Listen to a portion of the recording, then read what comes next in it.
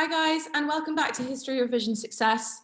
So we've already looked at how America slowly but surely escalated towards and geared their economy towards war with Germany. Then Pearl Harbor happened and Congress had no choice but to declare war.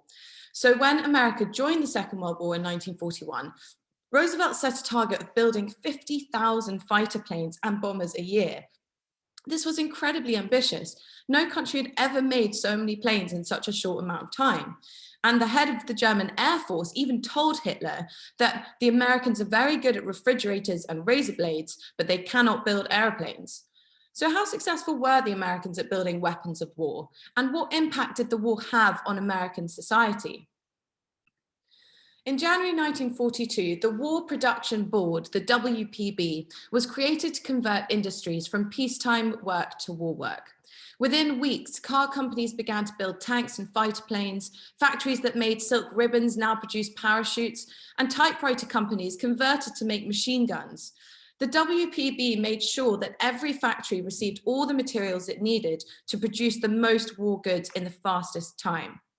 And in 1943, US factories produced 86,000 planes and 96,000 in 1944, 28,000 more than Germany and Japan combined.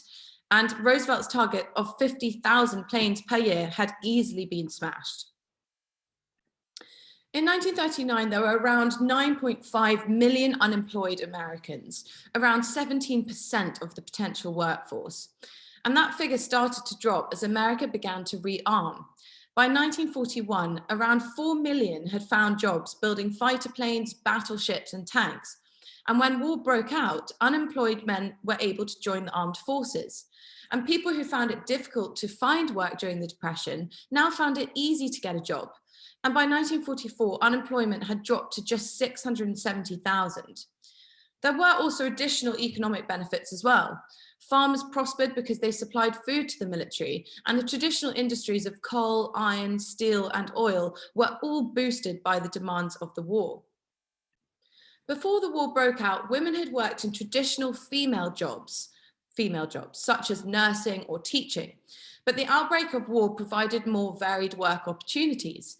And as millions of men joined up, women began to fill their places in factories, railways, and shipyards. And between 1940 and 1945, the number of women in work rose from 12 million to nearly 19 million. Women now occupied a third of all America's jobs, and the transformation in industry was unprecedented. In 1939, for example, just 36 women worked in shipbuilding. In 1942, that number had grown to 200,000. Also, around 350,000 women joined the women's sections of the armed forces. At the urging of the First Lady, Eleanor Roosevelt, and women's groups, and impressed by the British use of women in service, General George Marshall supported the idea of introducing a women's service branch into the army. And in May 1942, Congress instituted the Women's Auxiliary Army Corps, the WACs, which had full military status. And by 1945, there were more than 100,000 WACs and 6,000 female officers. The munitions industry also heavily recruited women workers, as represented by the US government's Rosie the Riveter. And you can see her behind me with the bandana on and putting her arm up like that, showing her muscles, showing her strength. And this was the Rosie the Riveter propaganda campaign, and based in small part on a real-life munitions worker, but primarily a fictional character, the strong bandana-clad Rosie became one of the most successful recruitment tools in American history, and the most iconic image of women working during World War II. She was created to encourage reluctant women to find a factory job, stressing the patriotic need for women to enter the workforce, and appeared on posters, in magazines, and in plenty of government documentaries, newsreels, things like that. Now, though women were crucial to the war effort, they faced unique challenges too. And those with children struggled with childcare, for example, and caring for a household all on their own. Many had to learn to manage their finances for the first time and cope with a tight budget, further strained by war rationing and the call to buy war bonds. At first, women weren't always welcomed in the workplace.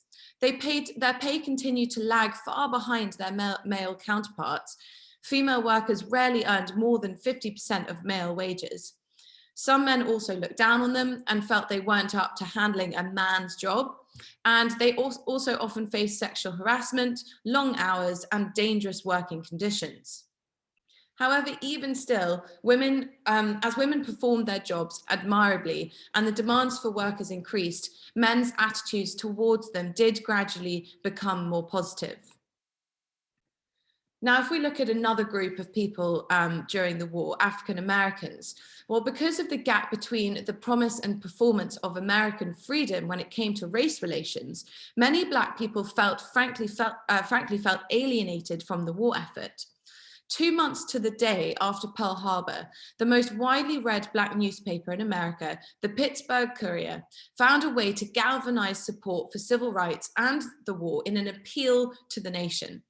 The newspaper cleverly intertwined them into a symbol and a national campaign that urged Black people to give their all for the war effort, while at the same time calling on the government to do all it could to make the rhetoric of the Declaration of Independence and the Equal Rights Amendments to the Constitution real for every citizen regardless of race. And in honor of the battle against enemies from without and within, they called it the Double V campaign, which stood for victory at home and victory abroad.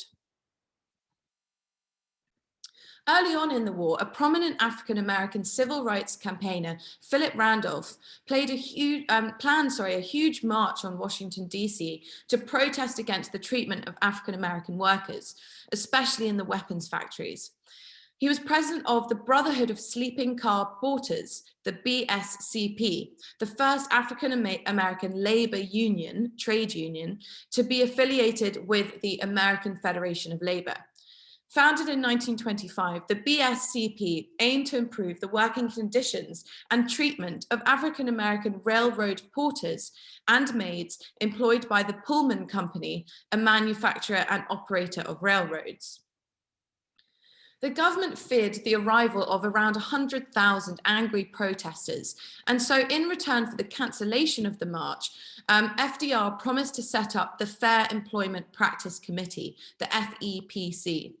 The march was called off by Randolph, but it laid the groundwork for MLK, Martin Luther King's March on Washington in 1963. And it established the mood within the Black community to monitor race relations at home, even amid the war against fascism abroad. And the board quickly found widespread discrimination in the workplace. One aircraft maker employed 10 African Americans for a 30,000 workforce. The FEPC could not force companies to change, but they could recommend that they didn't receive profitable government contracts. As a result, some companies did start to improve their policies in relation to Black workers. In terms of actual participation in the armed services directly, approximately 1 million African Americans fought in World War II, despite widespread discrimination.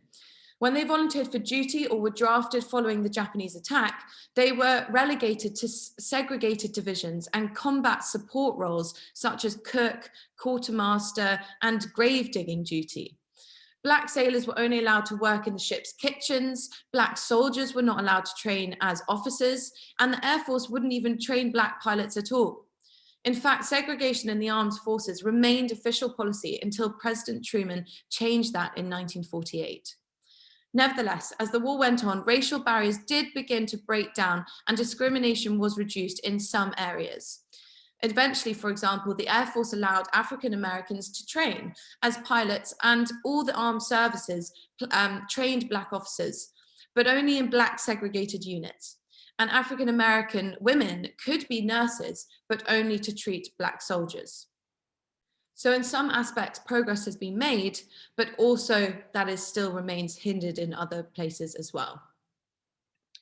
So the legacy of the war then. Well, before the war, the US spent about 1% of its GNP, which is the gross national product, the total value of all goods a country makes, on the military. So during the war, this increased. But when the war ended, the government decided to permanently increase the percentage spent. Since 1945, the US has been spending between 8 and 20% of GNP on its armed forces. Another legacy of the war was the renewed fight for civil rights for African Americans because of the FEPC's work. There was a political legacy too. There was an increased belief that the government could actually help solve big issues like economic depression and conflict. During the war, the government had taken strict control of things, and now many Americans were more accepting of this.